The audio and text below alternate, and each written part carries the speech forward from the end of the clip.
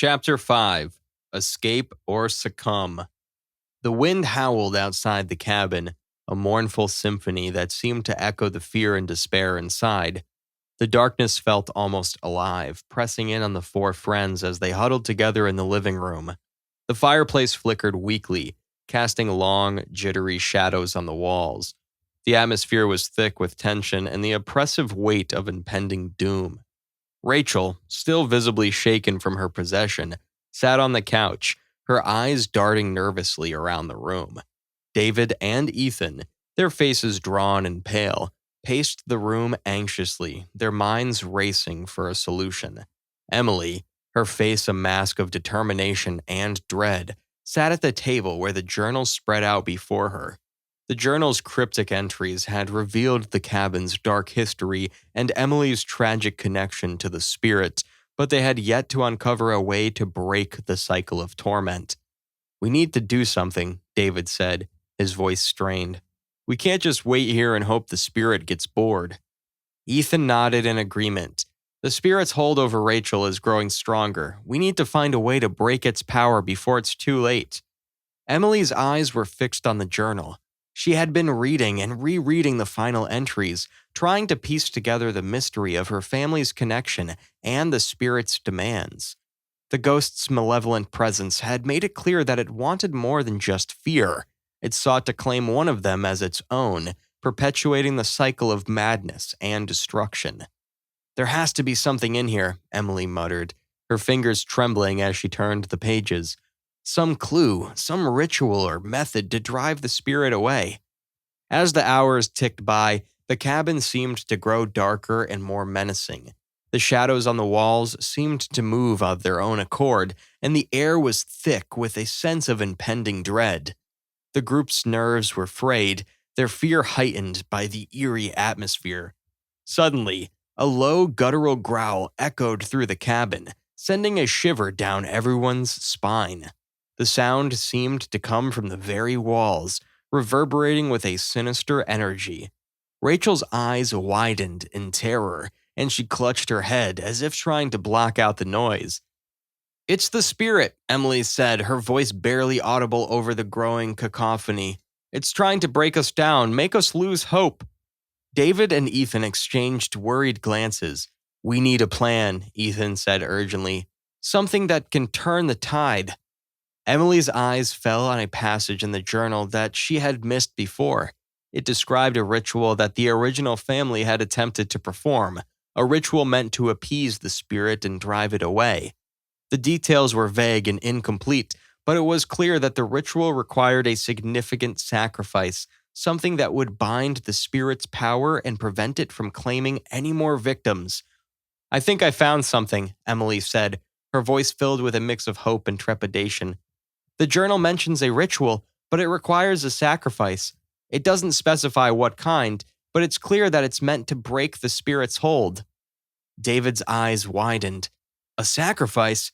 What kind of sacrifice?" Emily shook her head. "It doesn't say, but if we want to stop this, we might have to make a choice. We need to either appease the spirit or face it head on." Rachel's eyes were filled with tears as she looked at Emily. "What do you mean, make a choice?" Emily took a deep breath, her mind racing with the implications of the ritual. It might mean that one of us has to offer ourselves to the spirit in order to break the cycle. It's a desperate measure, but it might be our only chance. The room fell silent as the gravity of Emily's words sank in. The idea of sacrificing one of their own to save the rest was a terrifying prospect, but the alternative, allowing the spirit to claim them all, was even more horrific. "I'll do it," Emily said suddenly, her voice resolute. "If it means saving the others, I'm willing to make the sacrifice." David and Ethan stared at Emily, their expressions a mix of shock and admiration. "No, Emily," David said, shaking his head. "There has to be another way."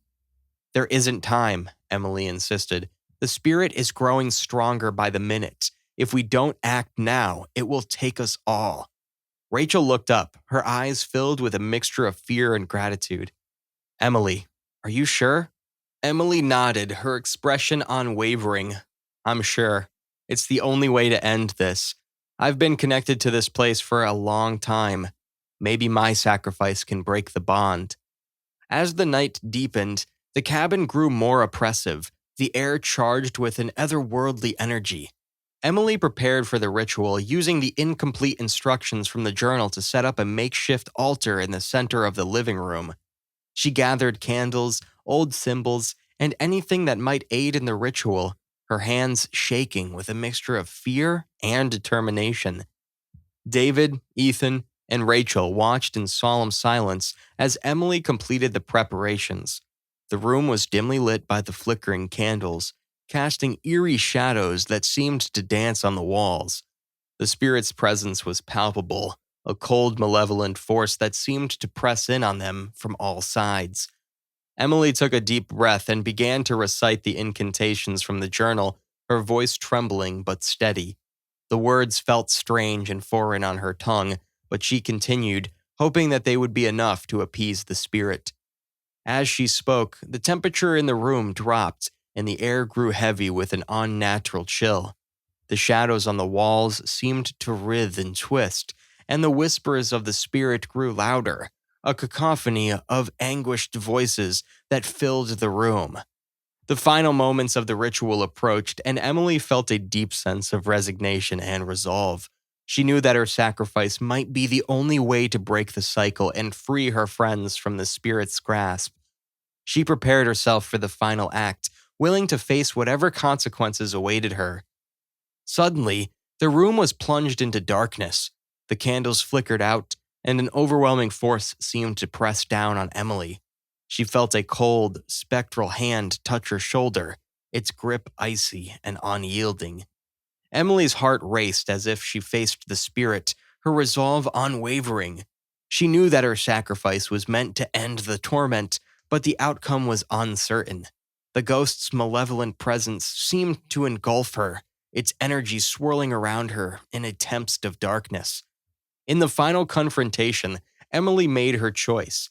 She offered herself to the spirit, hoping that her sacrifice would be enough to break the cycle and free her friends from the cabin's cursed grip.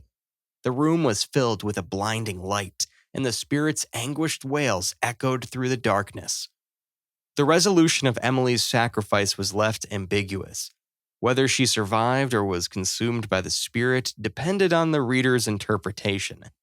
The cabin, once a place of fear and suffering, was now a symbol of the struggle between light and darkness, and the ultimate cost of confronting the malevolent forces that lurked within. As dawn broke and the first light of morning seeped into the cabin, the group emerged from their ordeal, forever changed by the harrowing events of the night. The cabin stood silent, its dark legacy now a part of their shared experience. The cycle of torment had been confronted, and the future remained uncertain, but the strength and sacrifice of Emily had marked a pivotal moment in their journey.